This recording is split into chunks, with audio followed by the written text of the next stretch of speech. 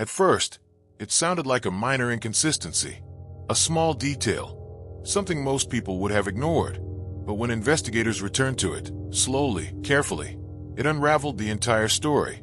On a quiet weekday morning, local authorities responded to what initially appeared to be a routine call. The report was brief, lacking urgency, and contained no immediate signs of a serious incident.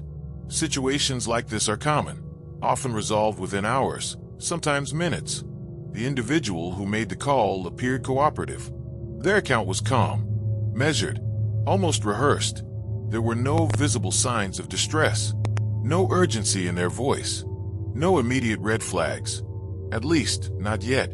At this stage, there was no reason for investigators to believe they were dealing with anything beyond a misunderstanding or an unfortunate coincidence. That assumption would soon prove incorrect.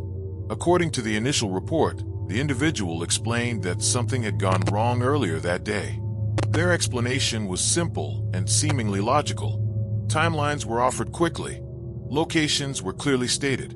Nothing sounded unusual on the surface. However, when investigators began documenting the sequence of events, subtle gaps emerged. The times did not conflict outright, but they didn't align cleanly either. The explanation accounted for most details, but not all of them. When asked clarifying questions, the individual answered without hesitation. Too quickly, some officers later recalled. At the time, this was interpreted as confidence, cooperation, possibly even relief. The scene itself offered little guidance. Everything appeared undisturbed. No obvious signs suggested a more serious outcome. Officers completed their preliminary work and prepared to move forward. The case was nearly closed that day. Nearly. As standard procedure, investigators logged the statements, reviewed the timeline, and prepared a brief follow-up report. Nothing demanded immediate escalation. However, one officer noticed something minor while reviewing the notes later that evening. A single phrase stood out. It wasn't incorrect. It wasn't alarming, but it was unnecessary. The individual had volunteered a detail that had not been asked for, and did so repeatedly.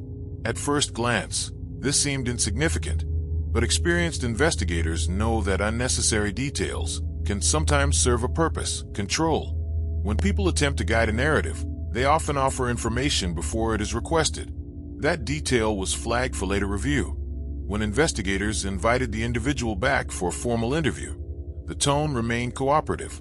The environment was calm. There was no pressure applied. The individual sat comfortably, maintained eye contact. Their posture remained open. Early questions were factual and non-confrontational. Each answer came quickly, almost immediately. There were no pauses to think, no clarifying questions. This is not always a sign of dishonesty, but it can be significant. When individuals recall genuine memories, minor delays are common. The brain retrieves information imperfectly, especially under stress. Here, responses appeared pre-assembled. Investigators noticed another pattern. Each time a specific time frame was mentioned, the individuals subtly shifted their explanation by minutes, sometimes seconds, while insisting the account remained consistent. The words were similar.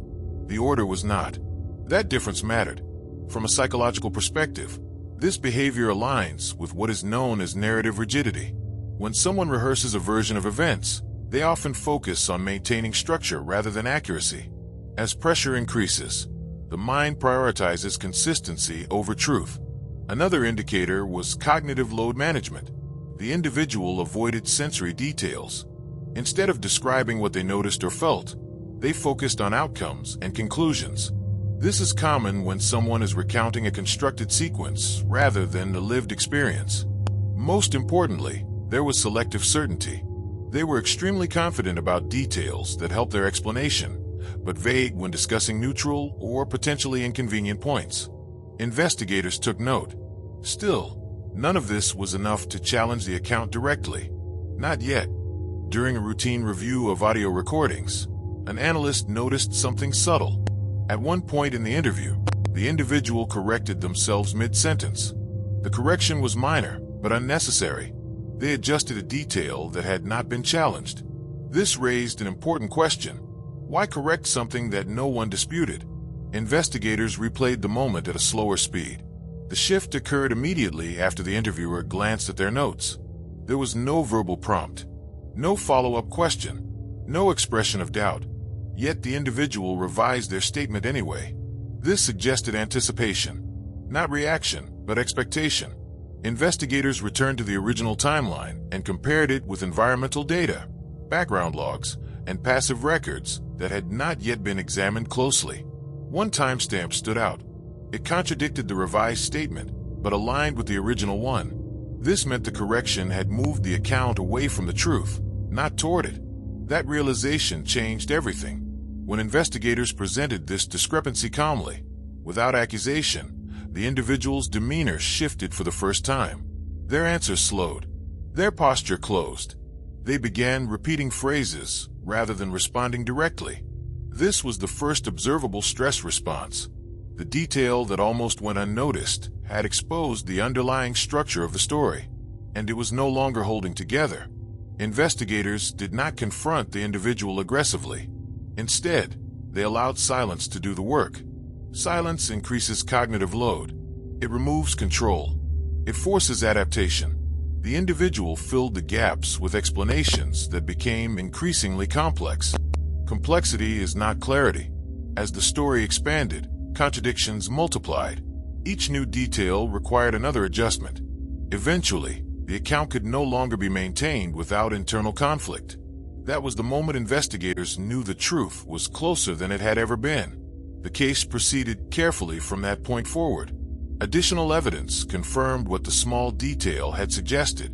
The outcome did not hinge on a dramatic discovery or a sudden confession. It hinged on patience, on listening, on noticing what most people would have dismissed. The resolution followed established legal processes. Authorities documented their findings thoroughly and ensured that all conclusions were supported by verifiable information. The case closed not with chaos, but with clarity. Investigations are often shaped not by what is said, but by what is unnecessarily added, subtly adjusted, or prematurely corrected. In this case, the most important detail was not hidden. It was offered freely, and nearly overlooked.